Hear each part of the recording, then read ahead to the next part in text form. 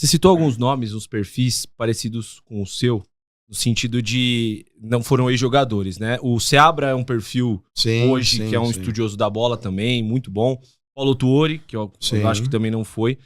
Você sentiu algum... O Anais, que tá fazendo... Jogou, mas num nível muito baixo. Não foi... hoje. Sem dúvida. Pelo que ele tem na mão, com certeza. Sim.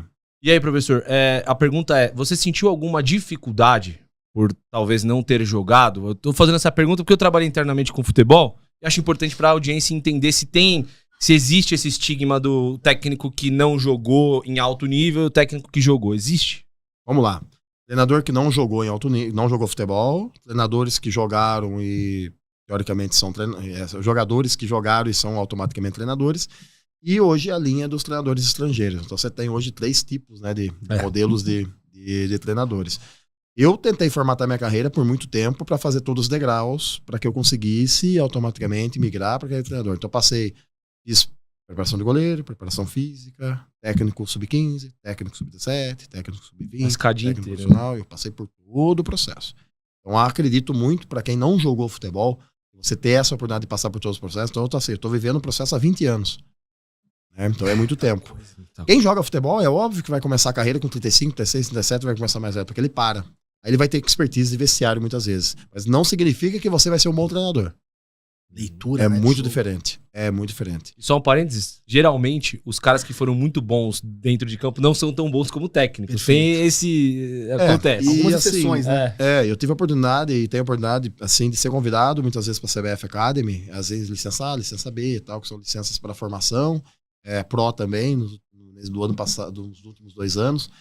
Para falar um pouco sobre o treinador, para poder passar um pouco de algumas coisas que a gente aprenderam também. E a gente pega muitos ex-jogadores, e muitos ex-jogadores conversando com a gente, e depois eles vêm fazendo os trabalhos ainda às vezes com a gente também de análise e tal. É muito diferente, né? E tem a linha que é os treinadores que vêm pro Brasil, que vêm de fora, que é uma grande discussão hoje, que teve até uma polêmica, que eu não quero entrar em polêmica em relação a isso, né? Que também tem esse espaço também, que vem com métodos às vezes diferentes, vem com ideias um pouco diferentes, vem com trabalho conceitual também um pouco diferente. Então isso eu acho que são as diferenças, né, que você acaba tendo em relação ao tipo e ao perfil do treinador. Quando a gente fala de treinador hoje, para mim, por exemplo, vou citar um nome para mim hoje, se você pegar hoje o Campeonato Brasileiro da Série A hoje, o melhor treinador hoje da Série A do Campeonato Brasileiro é o Rafael Guanais. Só que assim, eu brinco, né, que eu falo que ele não tem todo o glamour que se tem em relação... A grife, né? A grife. Eu acho isso muito ruim, muito prejudicial pro futebol brasileiro, entendeu? Porque é um treinador hoje, que é um treinador que é da minha geração, a gente se enfrentou por diversas vezes. O Seabra eu não enfrentei, o Seabra veio um pouco, uma geração um pouquinho, um pouco depois, ali batendo perto também. E o Guanais a gente teve a oportunidade de enfrentar por várias vezes. Ele no Atlético Paranaense e eu no Inter de Porto Alegre. E a gente é basicamente da mesma geração, só que você precisa de uma firmação hoje muito maior. Você precisa fazer grandes trabalhos para se firmar. Né? E muitas vezes a gente vê, às vezes, alguns treinadores estrangeiros que não têm grandes trabalhos, que vêm ao Brasil, mas vêm em equipes top, com jogadores top, com folha, com tudo. Então a grande diferença que eu falo, né? O Guanais hoje, pra mim, se fosse fazer a escolha hoje do melhor treinador do Campeonato Brasileiro hoje, ele é o treinador brasileiro hoje melhor. É disparado o melhor treinador hoje. Com o Mirassol, não perder em casa... Cara, é disparado. E ganhar de grandes em casa também. Enfrentei o Mirassol esse ano com o Juventude. Nós empatamos em casa, a gente tava ganhando o jogo 2-1, tivemos um pênalti ali do meio pra frente. 2-2. Foi um baita jogo, cara. Foi um baita jogo. Aquele jogo sim foi. Só que naquele momento foi aquele jogo assim, mas empatar com o Mirassol? Tô falando porque eu escutei isso. Eu não. Tem que valorizar o trabalho, tem que valorizar. Porque aquele momento deles não era um momento bom. No momento ainda que eles estavam, ainda foi início da competição, acho que foi 6ª ou 7ª rodada. Então tava naquele momento ainda de afirmação. E hoje, você vê o Mirassol com a vaga bem encaminhada. 80% mais pra Libertadores da América. Corinthians fora, São Paulo fora, Santos Inter. Isso aí. Então eu falo muito disso. E também, assim, o Guanais com certeza ele vai ter a oportunidade de trabalhar um G6, G10 do brasileiro, um próximo movimento.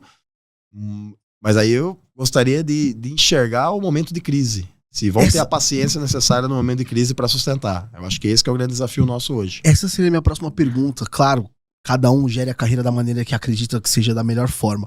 Mas o professor, por exemplo, o Guanais, muito provavelmente ele vai ter boas propostas ao término da temporada. Mirassol provavelmente deve estar encaminhado para uma Libertadores e tudo mais. Na visão do professor, seria mais interessante um treinador, e aí a gente pode escolher o nome Guanais, um treinador qualquer, assim, né, nesse sentido.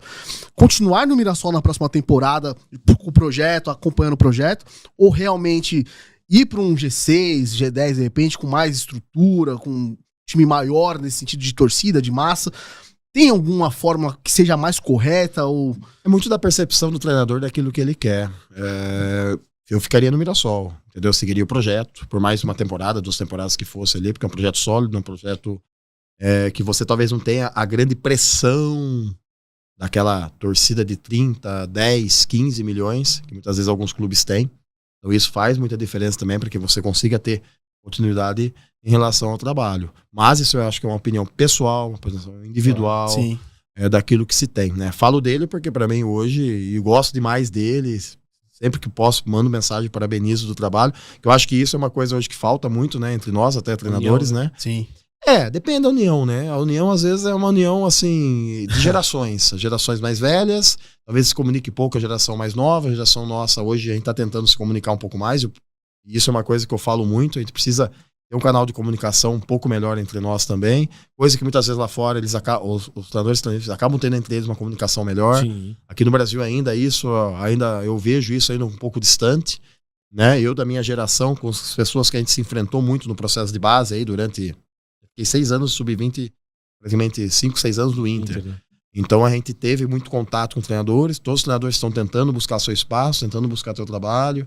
Se a semana passada falei com o Seabra, eu vou te ligar daqui uns dias também para bater um papo, para conversar. Então é importante isso, essa interlocução. Conversar sobre questão tática, conceito de jogo. Também. O Barroca, até quando eu saio do Atlético Goianiense, o Barroca me liga, a gente conversa, bate um papo, toca uma ideia. Então, assim, eu acho que esse tipo de movimento, para nós, eu acho importante. Acho importante a gente ter essa troca. O Zé Ricardo é um cara que eu admiro muito, é assim também. Então, a gente precisa ter esse canal de comunicação, às vezes, um pouquinho mais próximo. Eu sinto, às vezes, um pouco falta disso. Mas são coisas que nós mesmos temos que construir, né? Tentar construir essa relação. Isso aí faz parte, e como você disse, é questão de gerações.